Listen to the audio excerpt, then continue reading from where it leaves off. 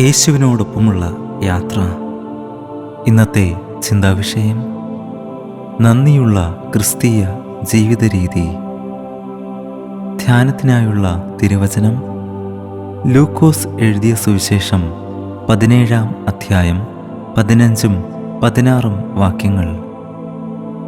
അവരിൽ ഒരുത്തൻ തനിക്കു സൗഖ്യം വന്നതു കണ്ട് ഉച്ചത്തിൽ ദൈവത്തെ മഹത്വപ്പെടുത്തിക്കൊണ്ട് മടങ്ങി വന്നു അവൻ്റെ കാൽക്കൽ വീണു അവനു നന്ദി പറഞ്ഞു.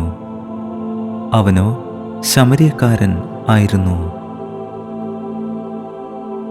ഈ ഭാഗത്ത് നാം കാണുന്നത് കർത്താവായ യേശുവിൽ നിന്നും സൗഖ്യം പ്രാപിച്ച കുഷ്ഠരോഗി യേശുവിൻ്റെ അടുക്കൽ മടങ്ങി വന്ന് നന്ദി പറഞ്ഞ സംഭവമാണ്.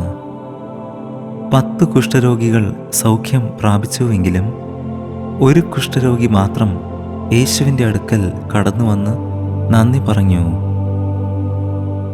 യേശുവിനോടൊപ്പമുള്ള യാത്രയിൽ നമുക്ക് വേണ്ടുന്ന ഒരു ഗുണമാണ് നന്ദിയുള്ള ജീവിതം നയിക്കുക എന്നത്.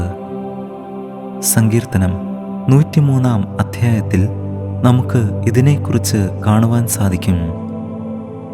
ദൈവം നമ്മുടെ ജീവിതത്തിൽ ചെയ്ത ഉപകാരങ്ങൾ ഒന്നും നാം മറക്കരുത്. എന്തെന്നാൽ ദൈവം നമ്മുടെ അകൃത്യമൊക്കെയും മോചിക്കുന്നു, നമ്മുടെ സകല രോഗങ്ങളെയും സൗഖ്യമാക്കുന്നു, നമ്മുടെ ജീവനെ നാശത്തിൽ നിന്നു വീണ്ടെടുക്കുന്നു, ദയയും കരുണയും നമ്മെ അണിയിക്കുന്നു, നമ്മുടെ വായ്ക്ക് നന്മ കൊണ്ട് തൃപ്തി വരുത്തുന്നു. നാം ജീവിക്കുന്ന ജീവിതവും കർത്താവിൻ്റെ കൃപ ഒന്നുകൊണ്ട് മാത്രമാണ്. 1 തെസ്സലോനിക്കർ 5-ാം അധ്യായം 18-ാം വാക്യം. എല്ലാറ്റിനും സ്തോത്രം ചെയ്യുവിൻ, ഇതല്ലോ നിങ്ങളെക്കുറിച്ചു ക്രിസ്തു യേശുവിൽ ദൈവ ഇഷ്ടം. നന്ദിയുള്ള ജീവിതം നയിക്കുക എന്നതാണ് ദൈവം നമ്മെക്കുറിച്ച് ആഗ്രഹിക്കുന്നത്. ദൈവത്തിൻ്റെ കരുണയ്ക്കും കൃപയ്ക്കും നന്മകൾക്കും എപ്പോഴും നന്ദിയുള്ളവരായിരിക്കാം. ഏത് അവസ്ഥയിലായിരുന്നാലും, സാഹചര്യങ്ങൾ അനുകൂലമായിരുന്നാലും പ്രതികൂലമായിരുന്നാലും ദൈവത്തെ വാഴ്ത്തി സ്തുതിക്കുന്നവരായിട്ട് നമുക്ക് ജീവിക്കാം. കൊലോസ്യർക്കെഴുതിയ ലേഖനം 3-ാം അധ്യായം 15-ാം വാക്യം. ക്രിസ്തുവിൻ്റെ സമാധാനം നിങ്ങളുടെ ഹൃദയങ്ങളിൽ വാഴട്ടെ, അതിനല്ലോ നിങ്ങൾ ഏക ശരീരമായി വിളിക്കപ്പെട്ടിരിക്കുന്നത്. നന്ദിയുള്ളവരായും ഇരിപ്പിൻ. നമുക്കായി ജീവൻ നൽകി നമ്മെ സ്നേഹിച്ച കർത്താവിനെയും ദൈവം നമ്മുടെ ജീവിതത്തിൽ നമ്മെ സഹായിക്കുവാനായി അയക്കുന്ന ഓരോ മനുഷ്യരോടും കൂടെ നന്ദിയുള്ളവരായും ജീവിക്കുവാൻ ദൈവം നമ്മെ ഇന്നും ഓർമ്മിപ്പിക്കുന്നു. സ്തോത്രത്തോടും സ്തുതിയോടും കൂടെ മുന്നോട്ടു പോകുന്ന അനുഗ്രഹിക്കപ്പെട്ട സ്വർഗീയ സന്തോഷവും സമാധാനവും നിറഞ്ഞ ജീവിതം നയിക്കുവാൻ ദൈവം നമ്മെ ഓരോരുത്തരെയും സഹായിക്കട്ടെ.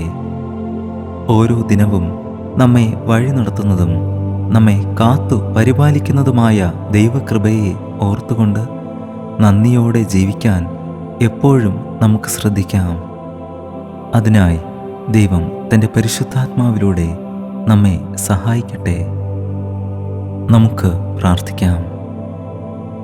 അനുദിനം ഞങ്ങളെ സ്നേഹിച്ച് വഴി നടത്തുന്ന സ്വർഗീയ പിതാവേ, ഈ പുതിയ ദിവസത്തിനായി ഞങ്ങൾ അങ്ങേക്ക് സ്തുതിയും സ്തോത്രവും അർപ്പിക്കുന്നു.